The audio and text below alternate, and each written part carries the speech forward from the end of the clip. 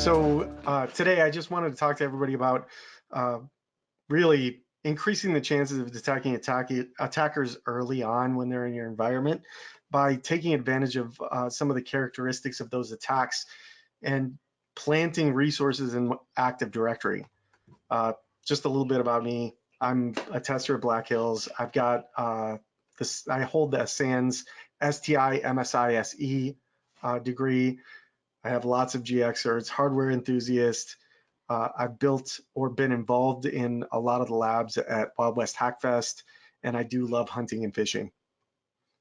I actually put this talk together for a bunch of different school districts, and in researching for the talk, I took a look at the 2019 Verizon DBIR, and some of the things that are in DBIR are a little bit telling. Obviously, the era of external exploitation continues to decrease. So we see about a third of all breaches have social engineering involved, and that's up from 17% in 2013. And then 30% of breaches involved stolen credentials. And when we talk about stolen credentials, in DBIR, they explicitly called out web-based email.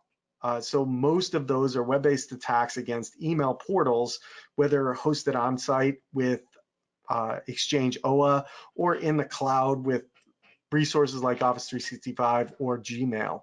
And realize that MFA doesn't eliminate the risk of stolen credentials, it just reduces it.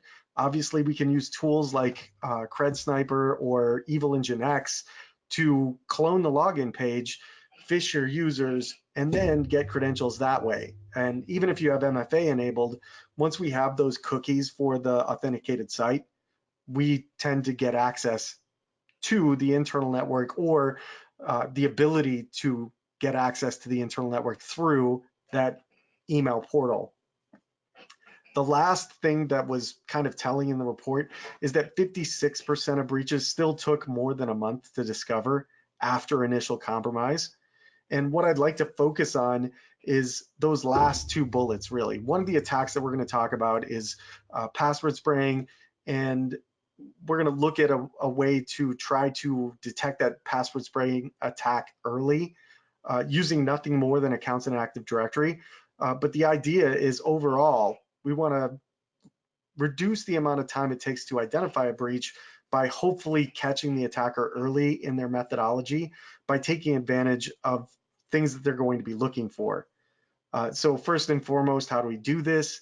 We're going to be using tactical deception. So we're going to plant artifacts in the environment, and those artifacts are going to be specifically put there to try to entice them to set up off one of our tripwires. And the way that we're going to do that is we're going to target common attacks that we use early on in our methodology, because those common attacks often involve low-hanging fruit. So there's a high risk of reward, or there's a high reward for the attacker and a low risk of getting caught within the environment. So by taking advantage of these particular attacks, we can create an early warning system in our environment. And it also gives the benefit of proactively checking our own environments for the preconditions for these specific attacks. And I know that we've talked about a lot of these attacks over and over on various webcasts and in blog posts, but the reason we talk about them all the time is because they work in the vast majority of cases. So the techniques that I'm going to talk about are things that I use on just about every test. Obviously, you want to check your own environment first, make sure you remediate those conditions so that when an attacker gets an opportunity, they're not able to exploit that opportunity, because largely what we're doing here is creating up infrastructure to alert on malicious behavior within the environment and give you context relevant information, but it's not going to stop the attacker from having success. So you'll be able to identify the root machine where things are occurring from, the type of attack that's going on, but we're not actually stopping the attacker from abusing whatever condition might exist in the environment. In addition, you might want to think about putting other protections in place. So for instance, things that I would recommend, first and foremost, LAPS, local administrator password solution for from Microsoft. It randomizes the local administrator password on each one of your machines so that if the attacker can compromise those credentials on a given machine, it stems the spread across the environment. And you want to make sure that LAPS is working correctly within your environment, because often what we'll find is we'll have an environment that's implemented LAPS and it's only partially working. Another one is CredDefense. With CredDefense, older operating systems have wdigest enabled so that I can get plain text credentials from memory. And then I'm sorry, I'm looking at the questions. I just got thrown off. But CredDefense will limit the amount of information that's out there. Even on modern Windows operating systems, I can still get hashes from memory. So CredDefense just makes it harder to get at that information. In addition, Windows Defender does a really great job at catching a lot of the stuff that we're going to be talking about, especially with malicious PowerShell. But realize, even though I'm talking about these individual PowerShell scripts, most of this functionality has been ported to different platforms and different languages, so that what you really need to focus on is that underlying abuse. So I don't want to just identify PowerShell activity in my environment. I want to look at the preconditions and identify activity based on those conditions, if that makes sense.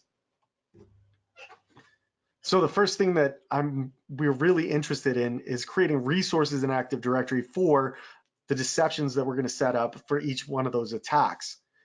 By and large, what we're talking about is creating user accounts. And some of the user accounts are going to involve planted credentials in the environment. Other user accounts are just going to exist so that we can see specific attacks happening within the environment.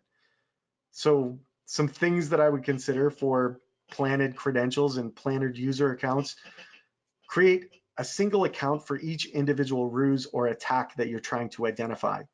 When you create those accounts, make sure that they have very strong actual passwords. If you feel like you need to keep those passwords, store them in a password vault.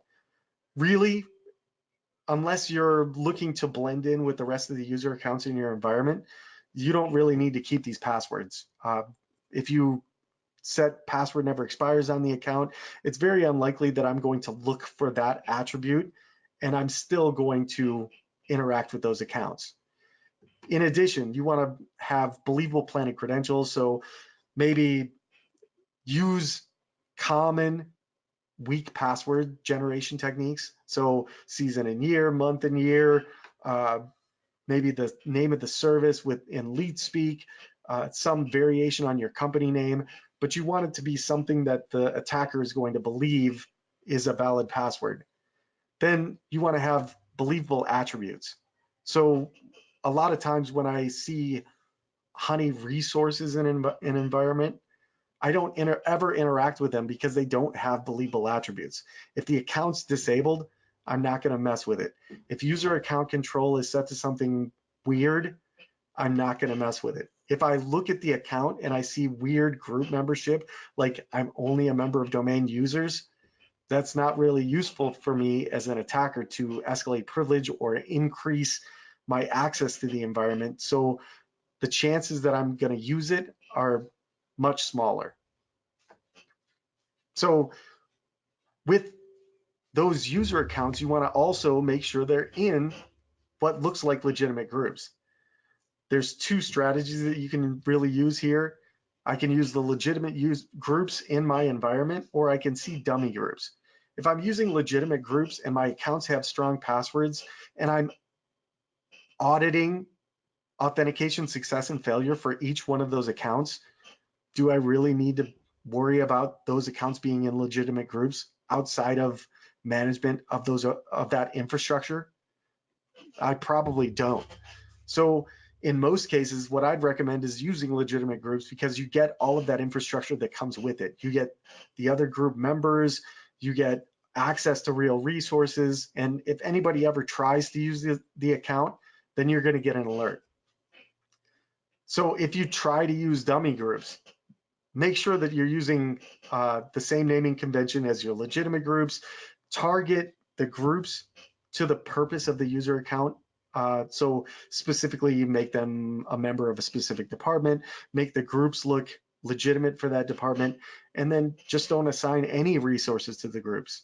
So based on Microsoft guidelines, when you're creating group structures in Active Directory, you're assigning users to global groups to local groups to resources. If I never assign a group to a resource, does that group or user account ever get any access to anything useful? Normally, not at all. If I'm worried about what access I'm granting to a user, maybe I want to create a group policy object that denies access to those resources. But that's really taking it to the extreme, and I don't think it's horribly useful or necessary in the situations that I'm going to talk about. Any questions, Dave? I'm trying to keep track of them. I see easiest way to explain to management that the honey users are not increasing risk. Yeah, well, I see login not enabled, but that's kind of a tough one because as an attacker, if I get in the environment, the first thing I'm going to do once I find credentials is see what groups that user account has access to and whether the account is enabled in Active Directory. So that kind of throws it away for me. So what I would usually do is say, I've got really strong passwords on these accounts and I'm instrumenting all access. And you can test that and demonstrate them to them that you can see any use with the account whatsoever. And really what you want to focus on is these accounts have zero legitimate use within the environment, and I'm not expecting anyone to interact with them. Every action becomes suspicious. Yeah. And then this one about can CredentialGuard GPO be enabled when it's not in the BIOS options? That I'm not sure of. We rarely go to the extent of enabling CredentialGuard within an environment. Usually it's our customers who's actually implementing CredentialGuard. What we see is once CredentialGuard is enabled and you have other LSAS protections, it becomes very difficult to get any traction on an endpoint because you end up looking in LSAS for creds. You don't see creds, you don't see hashes. So it becomes really hard to use that information that's out there. So there are now tools out there like Honeypot Buster that will automate the detection of honey accounts. Do you have any tips to fool these types of tools? It really depends on the techniques that they're using to identify the honey accounts. If your accounts look 100% legitimate and you're doing things like setting up your attributes the same, group membership the same, it's going to be very hard for them to identify the actual honey accounts from the legitimate accounts. And it really depends on what specifically they're talking about from a honey account perspective. If it's user accounts, that's going to be pretty hard because from my perspective, when I look at user accounts, I think of things like service accounts. And I've cracked passwords for service accounts that haven't been changed since 1994. So throwing away accounts because of aging or different variations of attributes in Active Directory seems kind of dangerous to me. But when you're talking about computer accounts, yeah, there are a lot of reasons that I'm not going to interact with something. And maybe I go to the point of fingerprinting those specific computer accounts based on services that are exposed, based on attributes that should be populated in Active Directory. I would say that would be a depends. And that's kind of why I'm talking about computer accounts here, is because I don't need to, for this particular set of attacks, I wouldn't recommend creating a single computer account because it's completely unnecessary.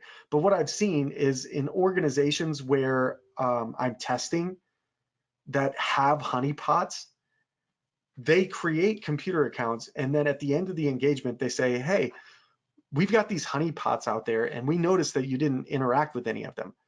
Well, when I get into an Active Directory environment, one of the first things that I'm going to do is look at the attributes in Active Directory. I'm going to look at info description, comment, operating system. If those aren't populated like other accounts in Active Directory, then my propensity to interact with them starts to drop significantly. In addition, if you look at password last set and last logon timestamp and you understand how Active Directory works, then you know that these fields get updated semi-frequently. So with password last set, based on Microsoft's documentation, every 30 days, the computer account's going to change its password in Active Directory. That attribute gets replicated throughout Active Directory, so I can see it pretty much everywhere. If I see something that's more than a month or two old, I'm not going to interact with that host, no matter how enticing it looks to me. Same thing with last logon timestamp. It gets updated pretty frequently. The only difference is this one doesn't get replicated. So I tend to trust last logon timestamp a lot less than I do password last set. But if you don't have an operating system attribute and password last set, those are obvious red flags to me. So I won't touch those machines at all. And the problem with password last set and last logon timestamp is they're not horribly easy to update in an automated fashion if you're not using a Windows operating system.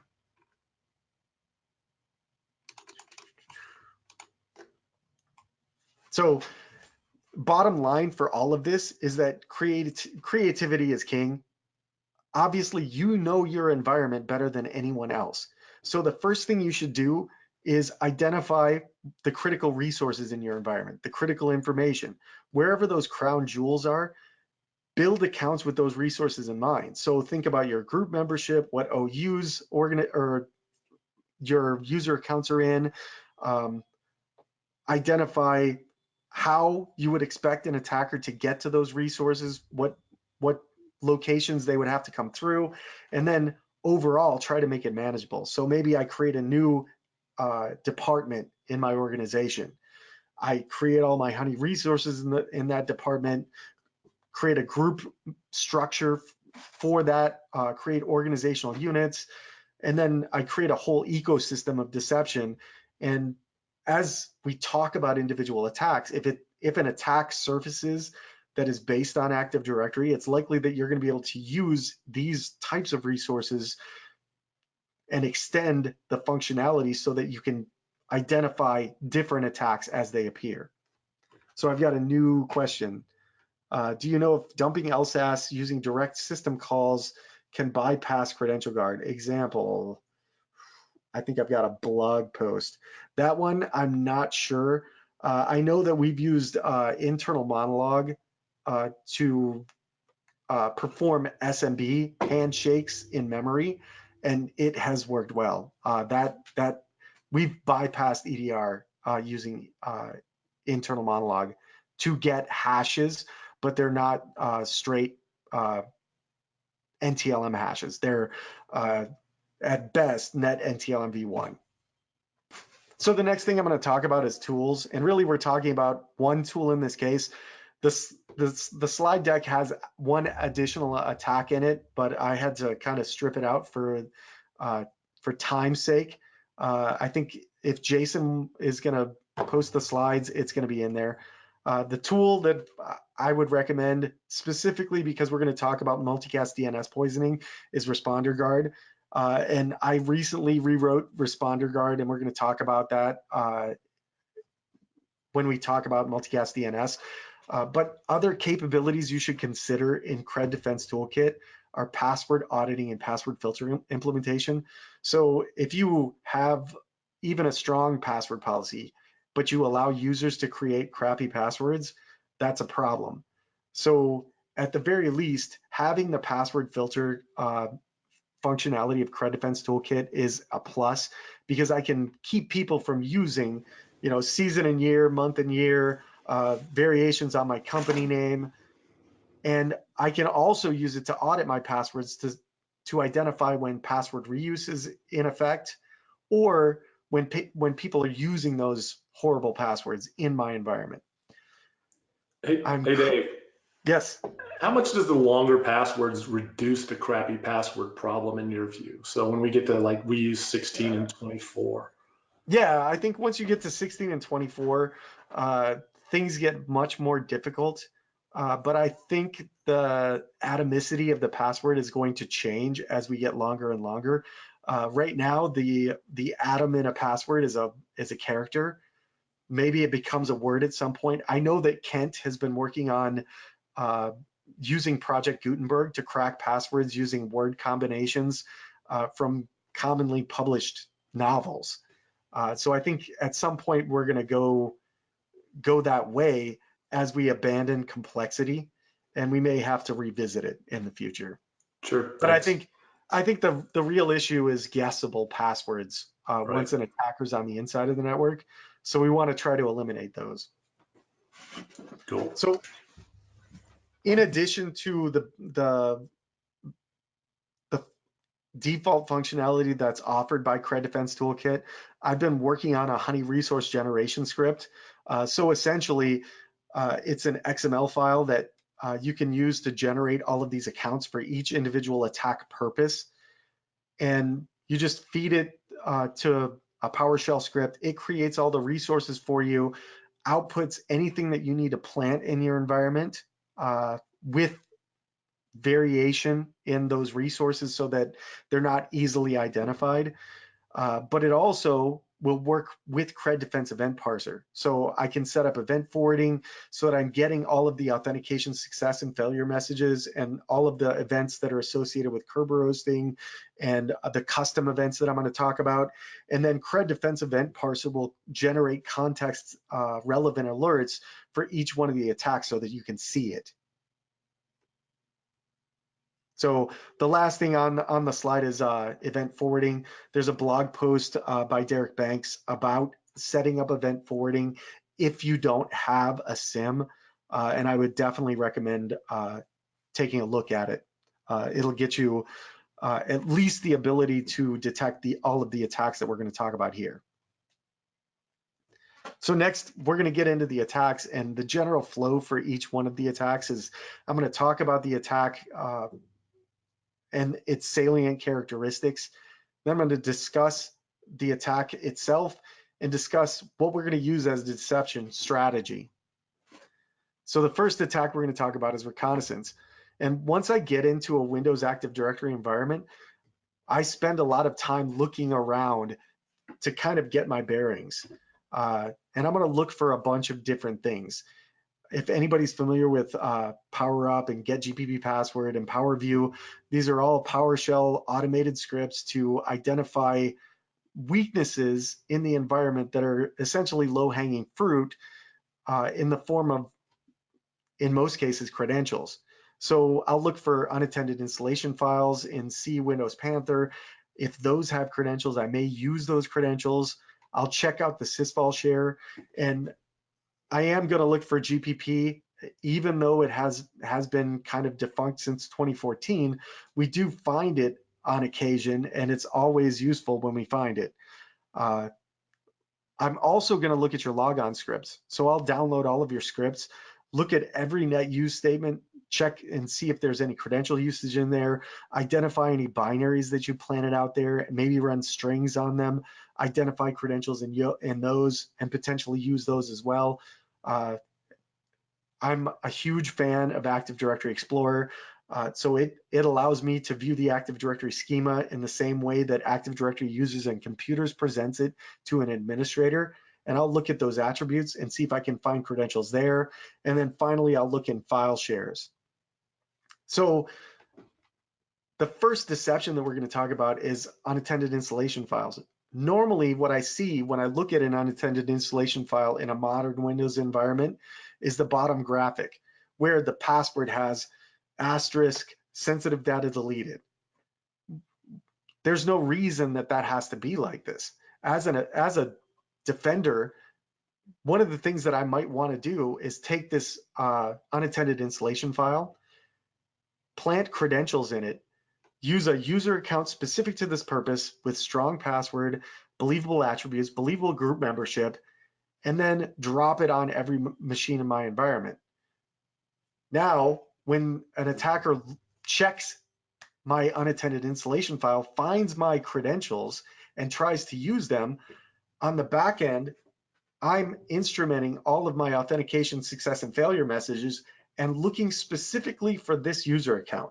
When I see this user account being used, I can pop an alert that says, hey, somebody's using credentials from the UIF that we published to all of our machines in the Active Directory environment. The next thing I'm going to do is look at the sysfile share. Like I said, I'm going to grab all of your logon scripts. I'm going to look at every net use statement in there, and really, I'm not spending any time doing this because I'm going to grab the whole folder. I'm going to exfiltrate it. I'm going to use grep, and then I'm going to look at anything that's in there that might have credentials in it.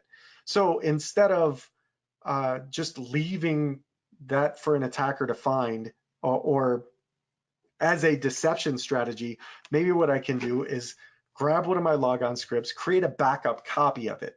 Nobody actually uses it. And I have a net use statement in my logon script that has a username and password for a legitimate user in my Active Directory environment. In reality, that user has a strong password, believable group membership, believable attributes, but the password that I planted is complete bunk for the attacker. So when they go to use it, I'm monitoring authentication success and failure messages. And when I see this user account that is specific for this purpose, I can pop an alert that says, hey, I've got credential usage from sysfall in one of my logon scripts. I need to go take a look at the source account or the source machine that's performing this activity. Next one is group policy preferences. Round about 2012, Microsoft realized that the encryption key that was used to encrypt the passwords included in group policy preference files for provisioning local user accounts, creating tasks on machines. They figured out that it was disclosed. So now it's a static key. Anybody who knows the key can decrypt the C password field in the XML file that is used for group policy preferences. Microsoft patched that in 2014, but when they patched it, they didn't just eliminate it altogether. What they did is they said, okay, from now on, you can't create new group policy preferences. However, any group policy preference file that exists that has credentials in it remains in the environment. We still see GPP files with credentials today. So instead of just completely eliminating them from our environment, as a deceptive strategy, what we do is we create another account. This account has a strong password, believable attributes, believable group membership, and then we plant a crappy password in our C password file, or in our C password attribute in our group policy preference file. When get GPP password parses the XML file, all of the attributes that it shows to you are in the file itself. So when you see the changed attribute and the actual C password that's displayed, that's read from the file. So I can create a new GUID-based folder. I can create a new, what appears to be legitimate group policy folder structure and drop my GPP file in there, so that when a tool like get GPP password is run, it shows the credentials to the user. They check Active Directory, make sure that everything looks semi-legit. And then when they use the credentials, we get our context relevant alert, credential usage from GPP. Next one is Active Directory. And we see Active Directory or credentials in the Active Directory schema quite a bit. And there's usually two reasons for it. The first reason is that I've installed some legacy tool or some third-party application, and that tool or application has altered the masking on one of the attributes of an affected account. So in the last screenshot at the bottom, what you see is our backup user and our SQL Service account. And what's actually displayed is the user password field. And in the user password field, you have ASCII encoded decimal that represents the actual password for that user account. So what I can do is take each one of those numbers, turn it into its ASCII equivalent, and I get the actual password.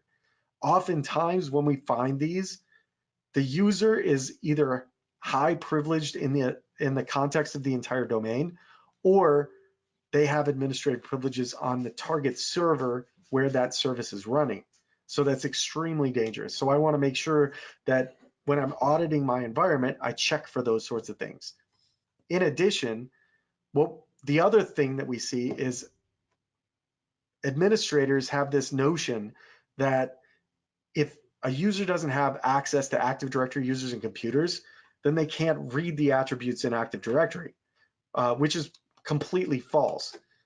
So a lot of times when I get into an environment, I'll use AD Explorer, I'll use PowerView, or I've got various other tools that I've put together that will read attributes that I'm interested in out of Active Directory and then present them to me so that I can peruse them. And often what we'll find is in the comment, the info, or the description field, the administrator has put passwords for various accounts, and often the accounts that have passwords in them are service accounts or shared mailboxes that we can use to further compromise the environment. So first and foremost, we want to eliminate those. But then what we might do is create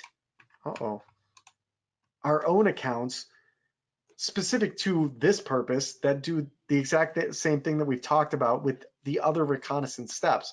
So I create an account for the specific to this purpose, and then I plant credentials in attributes that are exposed where an attacker might read them.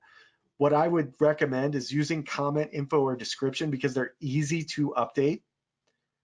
The other, from a defensive standpoint, I would recommend that you check comment, info, description for those mistakes, and then check user password, Unix user password, Unicode password, MS SFU30 password if it exists, and MS MCS ADM PWD.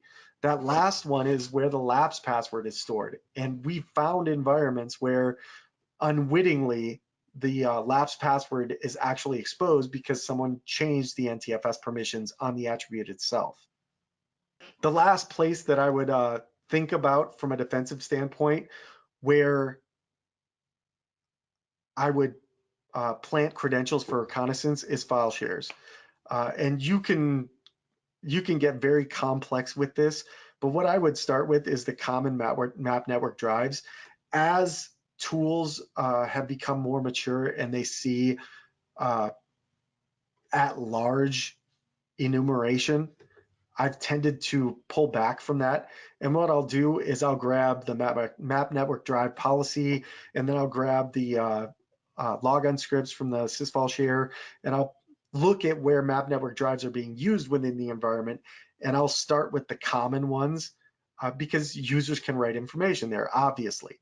And then I'll plant, as a defender, I'd think about planting credentials in, say, the root of the share.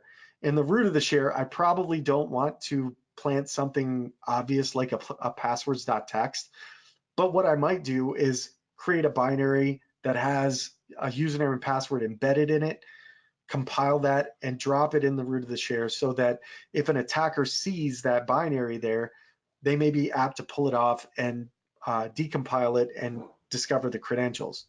Another one that I really like is accessible home directories. So what I would do there is for one of my Honey user accounts, and I would create a user account specific to this purpose. When I create their home directory, I would add domain users with read privileges to the home directory. Then I would plant the proverbial passwords.txt file in that home directory with some other legitimate looking content.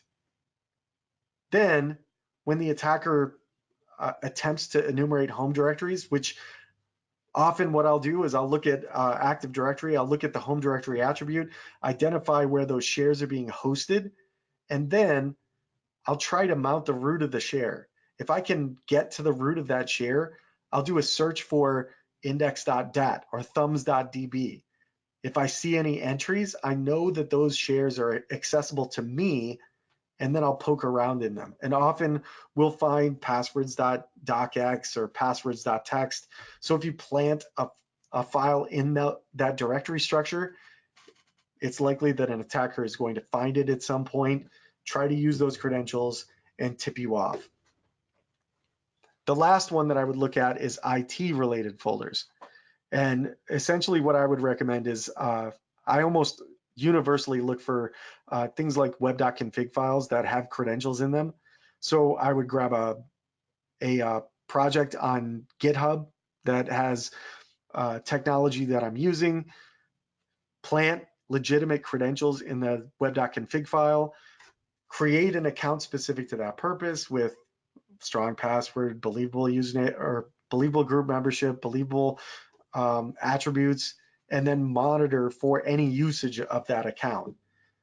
On top of that, you should consider domain enumeration if you don't have tools in place to identify it.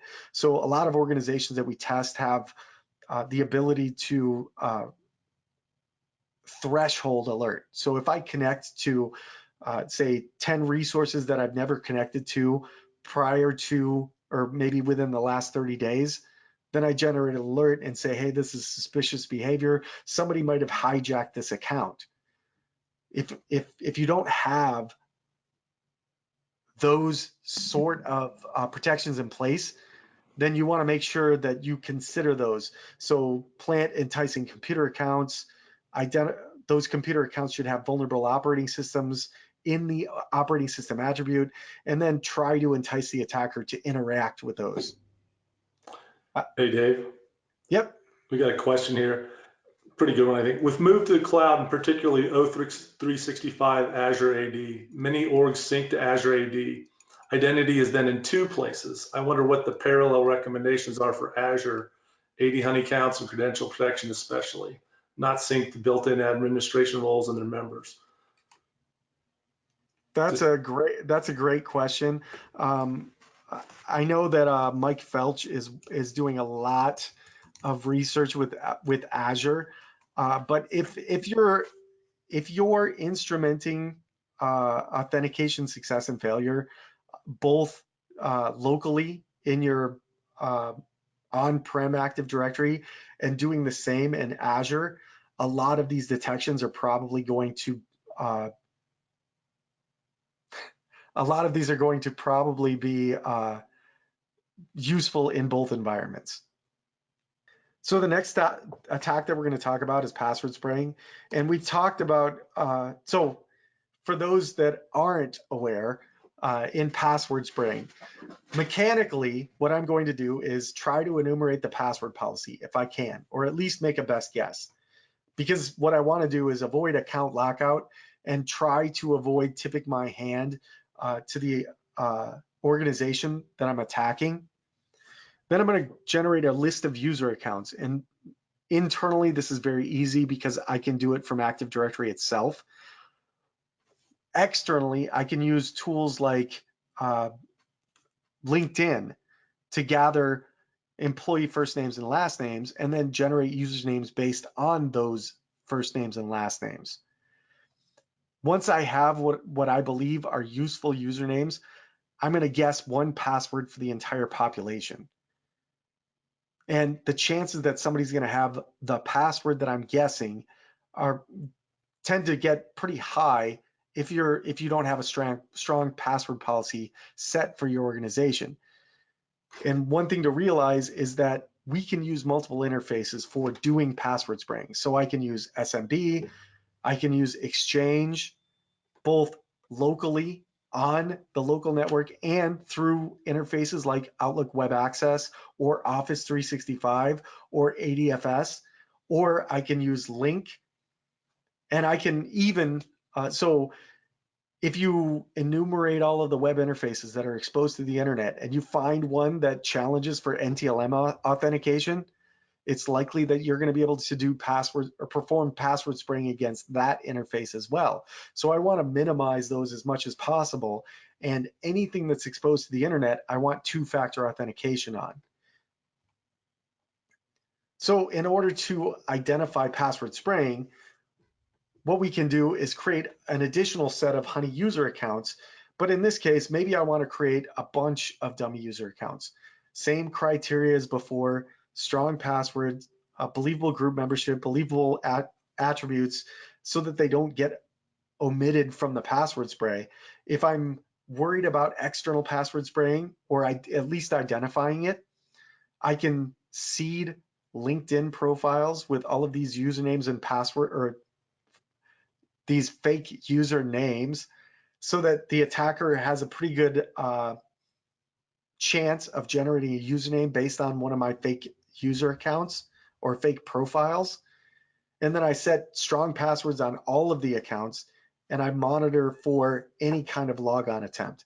So if I see a authentication failure message on any one of these accounts, I can generate a context relevant alert that says, hey, you've got a password spray in progress.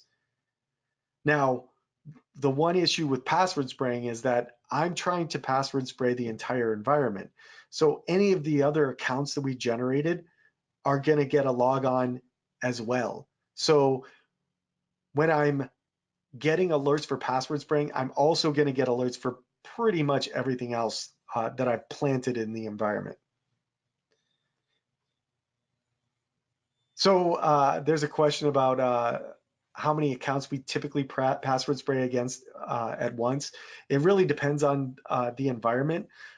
If we see that you've got strong password or strong protections internally, we may throttle our password spraying so that we only make one guess every 30 seconds or so.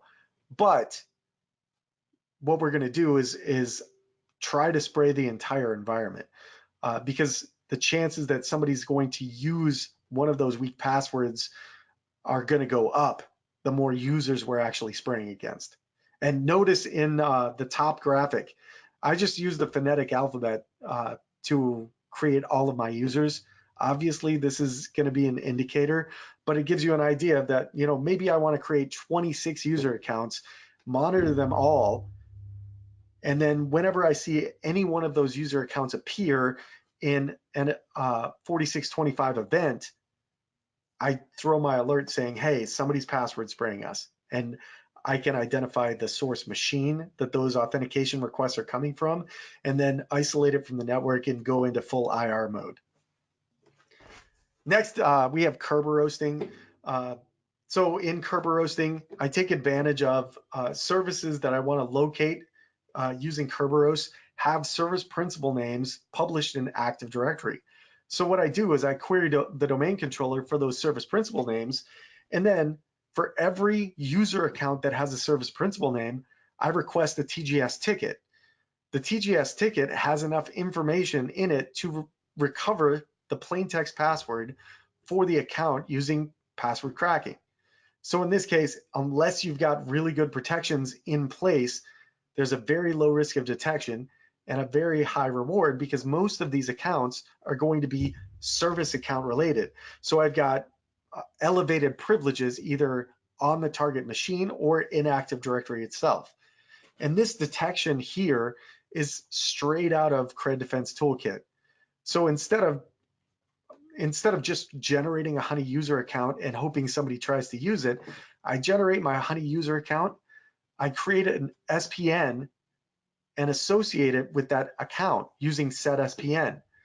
Then on the domain controller, I can monitor for an event ID 4769.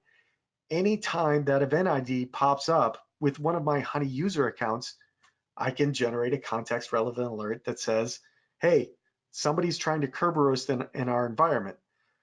The bad thing about this is if your service accounts don't have strong passwords, the attacker has already got the hashes for them. So you have to be prepared for this. A lot of the customers that I talk to talk about their service accounts and say, hey, it's really hard to force people to change these service accounts because they're afraid that specific services are going to break as a result of the password change. And my response is universally, I'd rather change that password under controlled conditions and make sure and identify how it's broken, make sure that it gets documented and avoid it in the future than have a compromise and have to do it on the fly. Because either way, you're going to see downtime and there's going to be a problem. And it's unlikely that you're going to be able to document it when you're in the midst of an emergency.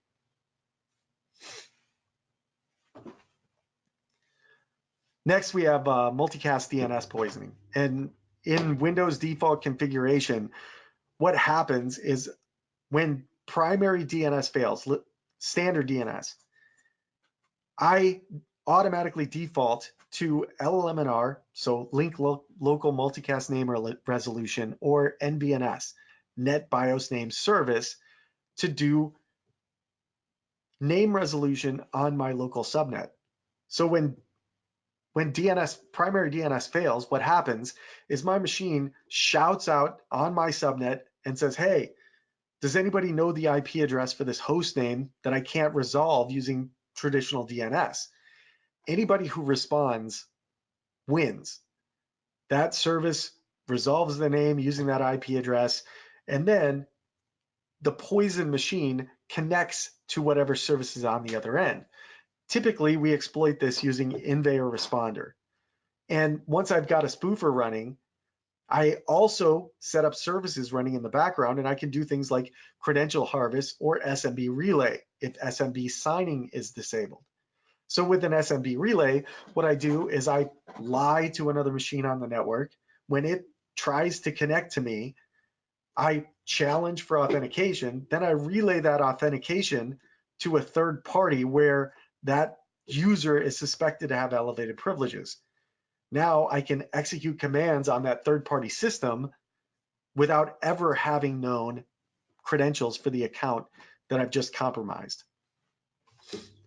So in the CredDefense toolkit, Bo Bullock created ResponderGuard. And what ResponderGuard does is it's a scanner, and it sends unicast NBNS requests out to every host on the domain or within the network that you've specified. And it listens for responses. If it gets a response, then there's no legitimate purpose for that response. I should never get a response. So what I do is I log an alert as event ID 8415, and I send honey creds to that waiting service. Now, when that service gets the honey creds, the attacker can either try to crack them or try to use them in relaying, and I can generate context relevant alerts for this purpose as well. Again, I'm creating a specific user account for this specific purpose. It has a strong password, believable attributes, believable group membership, so that I have the greatest chance of fooling the attacker. Now I get potentially two different alerts based on the attack itself. First, I get an alert on the actual poisoning activity. This tells me where the poisoner is, and I can isolate that host from the network. Next, if the attacker actually tries to crack those credentials and reveals the plain text password, I'll get a secondary alert when the attacker tries to use them. So if the attacker is already pivoted on the network, I might get a secondary alert that says, hey, the attacker is over here now. One problem with this whole scheme, is that unicast NBNS requests are unusual. Normally, when I'm doing NBNS resolution, I'm sending a broadcast out to my subnet and hoping that one of the machines in my subnet can respond for me.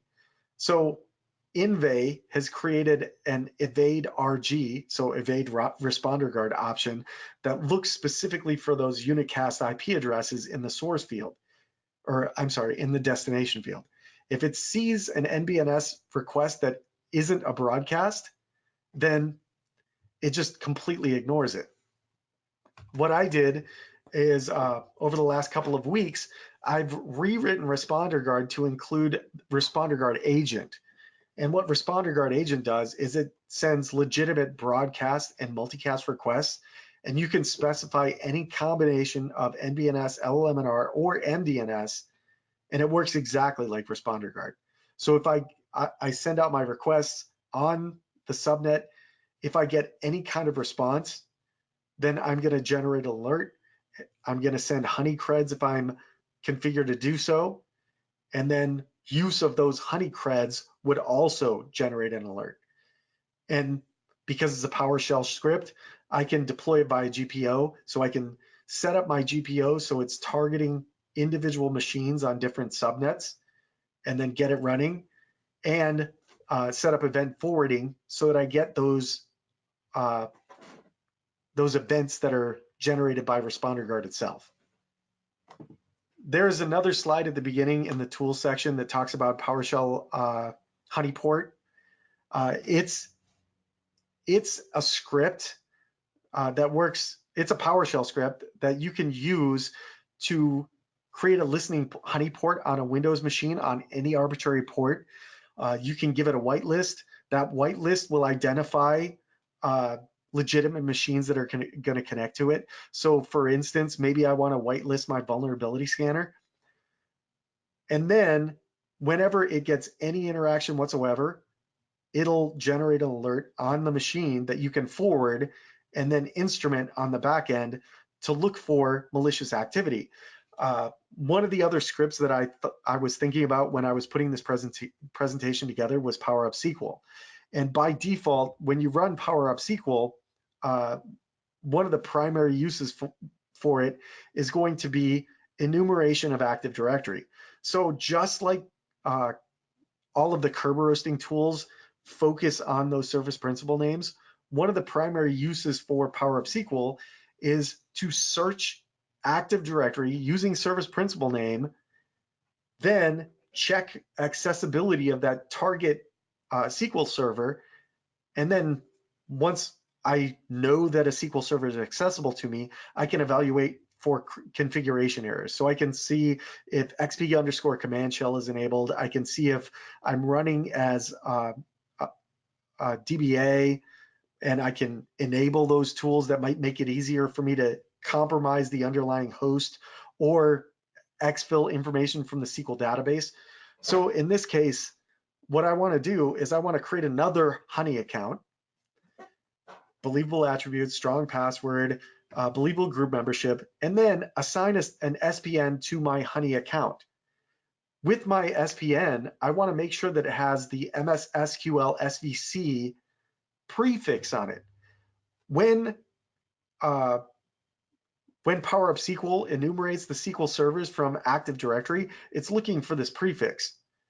Now I grab any Windows host and I run my PowerShell honeyport on that Windows host on port 1433 or whatever port I've specified in the service principal name.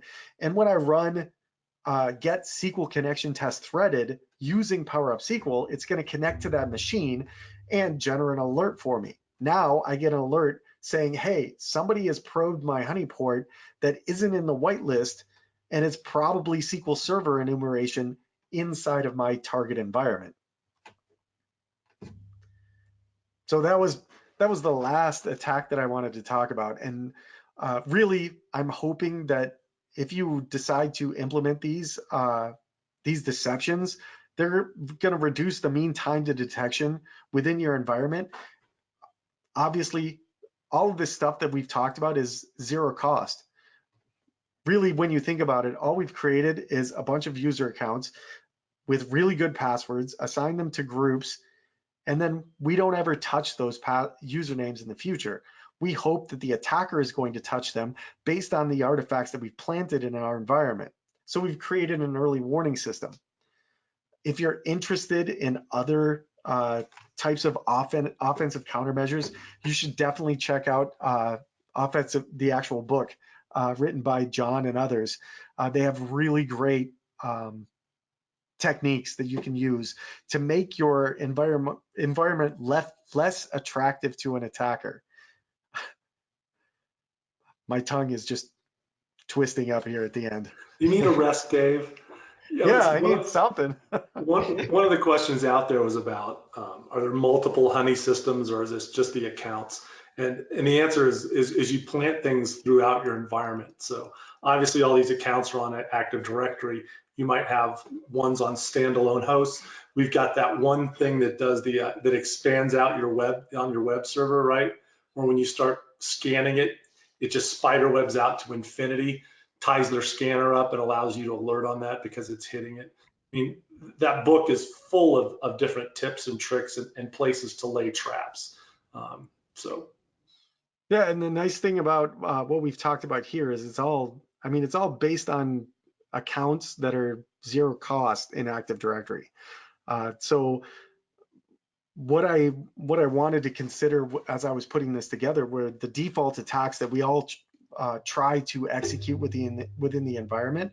And if I'm laying traps for you based on those defaults, then I increase my chances that I'm going to catch you. Obviously, you should definitely address the preconditions first, because if none of these alerts are going to stop an attack, they're just going to give you awareness that something's going on. So you want to prevent those things from happening in the first place. And John will talk about the OODA loop: observe, orient, detect, act, right? If you can detect earlier, then you have more of a gap to act. And that's what this is creating. This is creating space for you. There's other ones that just tie the attacker up, that just slow them down. This is a tripwire. It alerts you that they're creeping close to your front lines. Good stuff. And then the last thing is, I would totally encourage you to run all of the PowerShell tools that we talked about in your environment for yourself, because a lot of organizations that we look at, when we run PowerUp on their endpoints, and we tell them, hey, you've got these privilege escalation opportunities. Well, how do I identify and remediate these things? Run PowerUp. I mean, there are about 7 or 8 different tools that I'm aware of that will do Windows privilege escalation evaluation on a host. Some are batch scripts, VBS, PowerShell. I mean, you should definitely be using those in your environment as you're setting up your gold image, so that you understand exactly what the attacker is going to see and remediate as much as possible. Awesome. Hey, Jason, do we need to hand out some backdoors and breaches stuff, or we do that post-show? We'll do a post-show. And then, Dave, you have any final words before we kill the recording and do some post-show banter? No. So the final words would be, check out our conference, our blog, and follow us on Twitter if you aren't already. And definitely keep an eye on the CredDefense Toolkit repo, because I'm hoping to have the provisioning tool out there within the next couple of weeks.